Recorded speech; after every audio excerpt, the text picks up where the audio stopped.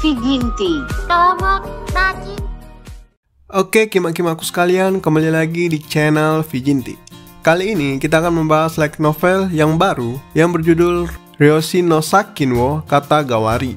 Ya, kalian tau lah, ini yang lagi hot-hotnya di berbagai fanspage anime. Lebih tepatnya ini bertipe web novel sih. Koreksi kalau aku salah ya, Kimak.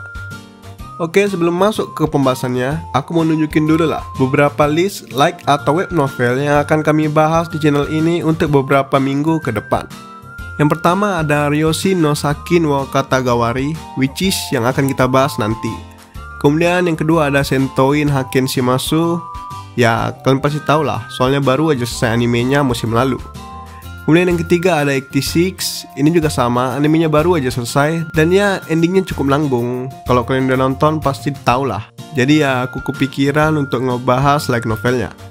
Kemudian yang keempat ada Maogakuen no Hangyakusa. Simpelnya light novel ini bercerita tentang murid SMA biasa yang ditunjuk sebagai kandidat Raja Iblis selanjutnya. Dan ya punya banyak cewek cantik di sekitarnya. Itulah beberapa list LN atau WN yang akan kami bahas.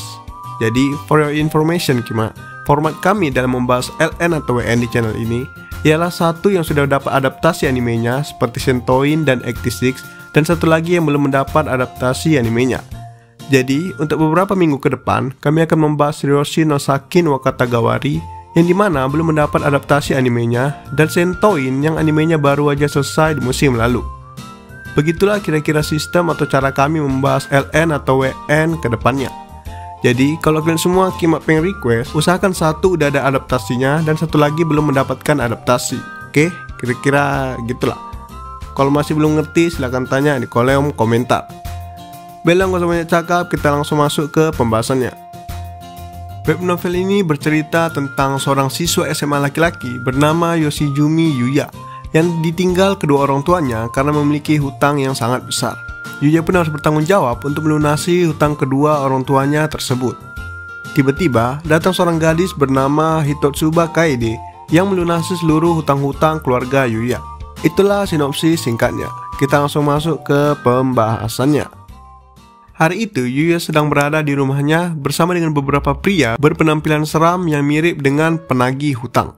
Ternyata ayah Yuya memiliki hutang yang cukup besar dengan pria tadi. Ayah Yuya juga sudah melarikan diri ke luar negeri bersama dengan ibunya dan meninggalkan Yuya sendirian di rumah. Untungnya, Yuya sudah kenal dengan pria tadi.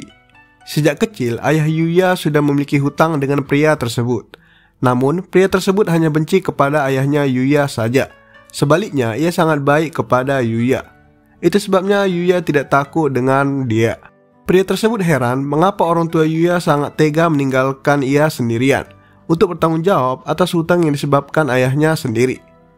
Yuya pun pasrah dengan keadaan tersebut. Pria tersebut pun mengajak Yuya untuk tinggal bersamanya sebagai jaminan, dan ia berjanji akan merawat Yuya dengan baik, tidak seperti orang tuanya.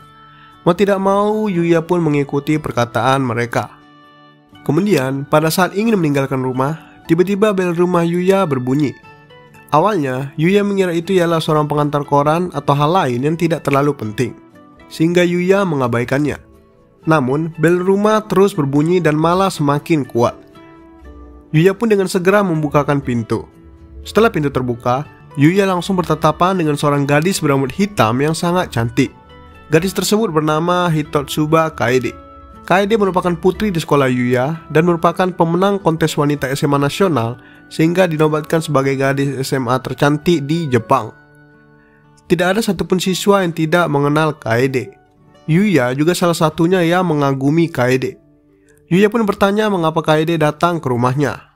Tanpa ragu, Kaede pun langsung masuk ke dalam rumah Yuya dan mendatangi pria seram tadi. Dengan berani, Kaede langsung menyebutkan nama asli pria itu dan dari klan mana ia berasal. Yuya yang mendengar itu cukup terkejut dan sedikit takut, dikarenakan sangat jarang orang lain tahu siapa nama pria itu dan dari klan mana ia berasal. Yuya pun heran mengapa Kaede memiliki informasi itu semua. Pria tadi pun langsung menunjukkan wajah seramnya dan bertanya dari mana Kaede mendapat semua informasi tersebut. Namun dengan santai Kaede malah memprovokasi pria tersebut. Kaede berkata kalau pamannya ialah seorang direktur dari kepolisian yang bertugas untuk menginvestigasi kasus kriminal. Kaede berkata kalau ia mau, ia bisa saja menyuruh pamannya untuk menyalahgunakan kekuasaan untuk membantu dirinya. Mendengar hal itu, pria tadi pun langsung pucat dan terlihat kesal. Namun Kaede berkata kalau tidak ada yang perlu dikhawatirkan. Kaede mengatakan kalau ia akan melunasi seluruh hutang ayah Yuya beserta bunganya, asal pria tersebut tidak mendatangi Yuya lagi. Mendengar itu, Yuya pun terdiam. Ia bingung dengan situasi yang mendadak itu. Kemudian saat suasana sedang panas-panasnya, tiba-tiba datang seorang wanita dewasa dan langsung masuk ke dalam rumah Yuya. Wanita tersebut sangat mirip dengan Kaede. Bisa dibilang ia adalah Kaede versi dewasanya. Yuya pun awalnya berpikir kalau wanita tersebut ialah kakaknya Kaede. Wanita tersebut pun memperkenalkan dirinya. Ia adalah Hitotsuba Sakurako, yang tak lain ialah ibunya Kaede dan merupakan seorang pengacara. Ibu Kaede langsung menuduh pria tadi dengan tuduhan adanya kecurangan dalam memberi pinjaman. Pria tadi pun membantah perkataan dari ibu Kaede. Ibu Kaede langsung mengancam pria tadi dengan mengatakan kalau ia akan membocorkan pekerjaannya kepada anak dan istrinya. Mendengar ancaman tersebut, pria tadi pun langsung diam ketakutan. Yuya yang melihat itu langsung sadar kalau duo ibu dan anak dari keluarga Hitotsuba sangatlah menyeramkan. Ibu Kaede pun langsung memberikan surat perjanjian dan langsung melunasi seluruh hutang ayah Yuya. For your information lagi ya Kima, ayah dari Kaede itu pemilik sebuah perusahaan yang sangat besar. Jadi bisa dibilang ayah Kaede itu sultan lah, betul-betul kaya gitu. Yuya masih berdiri diam di tempat sambil menunjukkan wajah kebingungan. Ibu Kaede pun mendatangi Yuya dan berkata kalau semua akan baik-baik saja. Ibu Kaede pun langsung pergi keluar. Yuya di situ masih berdiri sambil memegang tangan Kaede. Yuya merasakan kalau tangan Kaede sangat dingin dan gemetaran. Kaede berkata kalau ia tidak ingin Yuya melihatnya ketakutan menghadapi pria seram tadi. Ternyata Kaede sebenarnya takut berhadapan dengan pria tadi. Namun ia memberanikan diri untuk bertingkah berani di depan Yuya. Kemudian setelah pindah ke ruang tamu, Kaede berkata kalau ia akan melunasi seluruh hutang keluarga Yuya dengan syarat yaitu Yuya harus tinggal dengan dirinya. Kaede berkata mulai sekarang Yuya akan menjadi propertinya, atau lebih tepatnya milik Kaede pribadi. Yuya yang mendengar itu bingung mengapa ia harus menjadi milik Kaede seutuhnya. Kaede berkata kalau ayah Yuya sudah memohon sambil menangis kepada ibunya agar menolong dirinya. Karena faktanya ya cuy, ayah Yuya itu satu sekolah dengan ibunya Kaede dulu, dan mereka merupakan teman masa kecil. Namun karena sifat ayah Yuya yang bajingan dan selalu tidak bertanggung jawab, ibunya Kaede pun benci dengan ayah Yuya. Namun pada saat bertelepon dengan ibu Kaede, ayah Yuya berkata kalau Yuya tidak ada hubungannya dengan semua ini, dan ayahnya tidak ingin menghancurkan masa depan Yuya. Kaede berkata kalau awalnya ibunya ingin menolak permohonan tersebut. Namun karena keegoisan dari Kaede, ibunya pun setuju dengan permintaan tersebut. Kaede berkata kalau ia tidak pernah sekalipun bersifat egois seumur hidupnya sebelumnya. Sehingga saat pertama kali Kaede mengajukan permintaan yang egois, orang tuanya dan bahkan nenek Kaede sangat senang melihat sifat egois Kaede untuk yang pertama kali.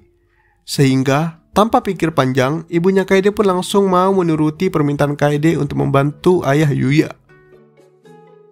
Kemudian, Kaede pun memberikan kertas selembar yang berisi kontrak yang sudah ditandatangani oleh ayah Kaede. Isi dari kontrak itu ialah yang pertama, kalau Yuya sudah berusia 18 tahun, yang artinya tahun depan, ia akan berpindah nama menjadi Hitotsuba dan akan menjadi menantu keluarga Hitotsuba. Dan yang kedua ialah, setelah mulai tinggal bersama dengan Kaede, Yuya dilarang berhubungan lagi dengan orang tuanya selamanya. Yuya yang membaca kontrak tersebut pun bertanya bagaimana bisa kontrak seperti ini dibuat. Kaede juga berkata, setelah mereka menikah tahun depan, Yuya akan bekerja di perusahaan ayahnya dan menjadi calon pemimpin Hitotsuba yang baru. Yuya yang mendengar itu pun heran, bagaimana bisa seorang anak SMA asing tiba-tiba dipercayakan untuk menjadi menantu dari putri keluarga Hitotsuba satu-satunya dan akan menjadi calon penerus pemimpin keluarga. Namun Kaede berkata kalau Yuya tidak memiliki hak untuk menolak. Setelah itu Kaede dan Yuya pun menuju ke rumah baru mereka. Setelah sampai, Yuya terkejut melihat tempat yang akan mereka tempati. Tempat itu berada di daerah pesisir dan berbentuk apartemen yang sangat mewah. Kaede berkata ayahnya sangat senang sehingga membelikan mereka sebuah apartemen yang bagus. agar Yuya juga sekalian bisa berlatih menjadi seorang calon pemimpin perusahaan di sana. Dia pun mau tidak mau hanya bisa pasrah dengan keadaan tersebut. Mereka pun kemudian ke meja untuk makan malam. Setelah makan malam, Yuya kemudian mandi dan ingin tidur. Kaede mengajak Yuya untuk tidur bersama, dikarenakan hanya ada satu kasur di apartemen tersebut. Yuya awalnya menolak ajakan tersebut. Yuya berkata, tidak baik jika pria dan wanita yang belum menikah tidur bersama. Kaede berkata, ia akan menangis jika Yuya tidak mau tidur bersamanya. Kemudian Yuya berkata, ia takut tidak bisa menahan diri jika tidur berduaan dengan wanita. Kaede membalas kalau ia tidak keberatan jika Yuya melakukan apapun dengan tubuhnya. Yuya mendengar itu pun langsung malu dan terpaksa harus tidur dengan Kaede. Keesokan harinya, Yuya bangun dan langsung mandi. Saat sedang mandi, Kaede tiba-tiba masuk tanpa permisi. Kaede berkata kalau ia sangat ingin mandi bersama dengan Yuya. Kaede datang setengah telanjang, yaitu hanya menggunakan handuk sebagai penutup badannya. Namun Yuya menganggap kalau Kaede hanya ingin menggodanya. Yuya berkata kalau Kaede pasti menggunakan pakaian lagi di dalam handuknya, sehingga ia akan menjebak Yuya nantinya. Kaede pun tanpa berpikir panjang mendekat ke arah Yuta dan melepas handuknya. Yuya yang melihat itu langsung sadar kalau Kaede benar-benar tidak menggunakan apa-apa alias telanjang bulat. Yuya pun langsung berteriak kaget dan langsung lari keluar dari kamar mandi mengabaikan Kaede. Kemudian setelah selesai mandi, Yuya dan Kaede pergi menuju pusat perbelanjaan elektronik untuk belanja barang-barang yang dibutuhkan untuk mengisi apartemen mereka. Mereka diantar oleh supir pribadi yang sudah disiapkan. Mereka berbelanja di perusahaan milik ayah Kaede.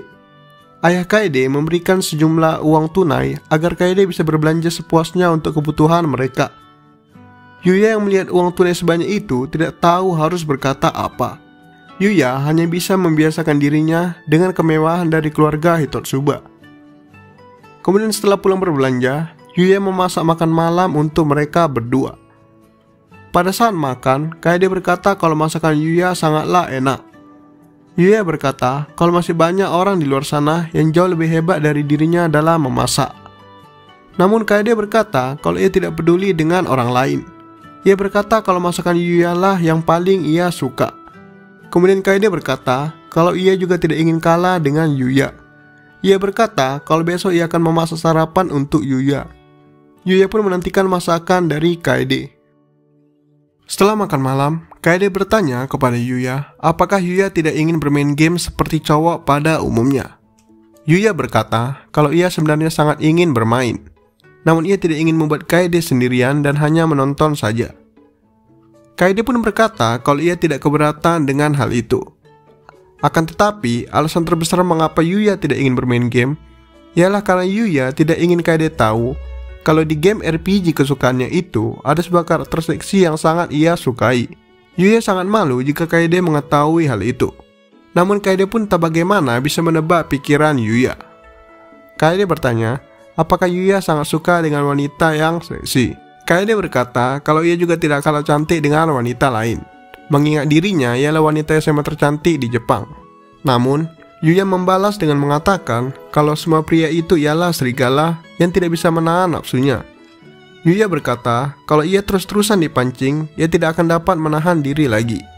Kaede membalas sambil memegang wajah Yuya dengan berkata kalau ia tidak keberatan jika Yuya memang bersungguh-sungguh ingin melakukannya. Akan tetapi, saat itu juga Kaede menurunkan tangannya dan berkata kalau mereka akan melakukannya secara perlahan agar bisa terbiasa nantinya. Kaede pun mengusulkan agar memperkecil jarak di antara mereka terlebih dahulu, yaitu dengan mulai memanggil nama depan masing-masing untuk seterusnya. Yuya pun setuju dengan hal itu. Oke lah cuy, sekian pembahasan dari part satunya. Cuman Kima, apa nggak iri kalian nengok MC kayak gini ya kan? Memang Kima genre kayak gini. Aku yang baca, aku sendiri yang nyesek ya kan? Oke lah, untuk selanjutnya akan kita lanjutkan di part keduanya. Jangan kemana-mana, jangan main jauh-jauh nanti hilang. Don't forget to like, comment, subscribe, and goodbye Kima.